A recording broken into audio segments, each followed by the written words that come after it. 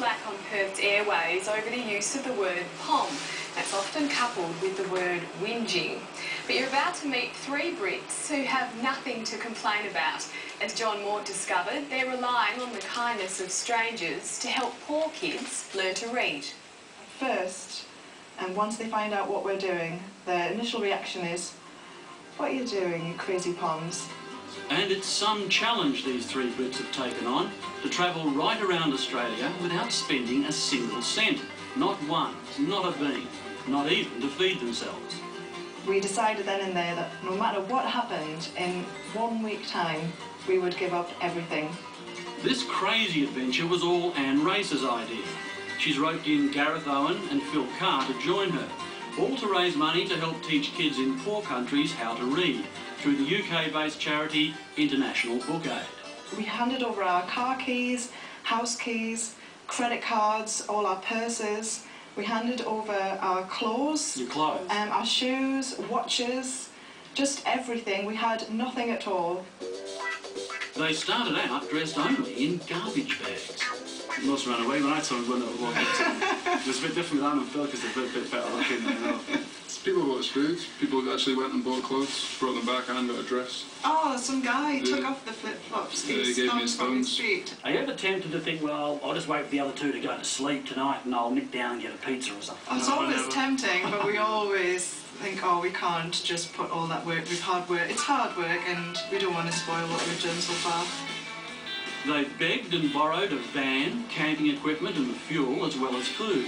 And since last September, when they left Brisbane to drive across the top end and down the west coast of Perth, they've been travelling on the smell of an oily rag. They've been working along the way, but all of their wages go directly to the charity, along with any donations. And they've been doing some weird work. Working on an alpaca farm, and each of us had to sit behind an alpaca and wait for him to poo, and then collect poo samples from that particular alpaca so they could send it off and see if it needed worming. Food, I've got your mobile phone. They're never short of a place to stay. Mike Gilbert's looking after them in Perth.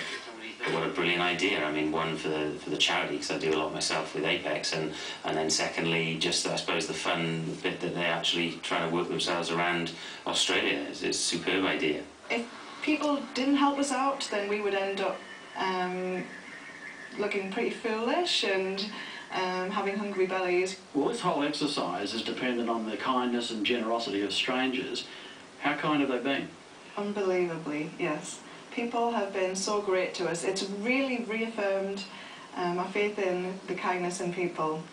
Well, OK, Phil, I've nicked some fuel from work. Don't tell the boss, but we should get you on your way a bit, mate, I think. Thank you. Yeah, sometimes we run out and we get in pretty desperate situations. With one time we've had to set up a stall outside and we just explain to people what we're doing as we go along, but that worked out absolutely fantastic because from that we met some brilliant people and we got to go and stay with them. So. Do you get some funny looks sometimes when you say, listen, we're out of fuel? Yeah, sure. The roadhouses are really good. A lot of the actual servos in the towns and cities can't really do much, but the people who own the roadhouses are normally into it, and they won't take any work either. They'll just donate a full tank or a half tank, $50, whatever. It's been absolutely brilliant.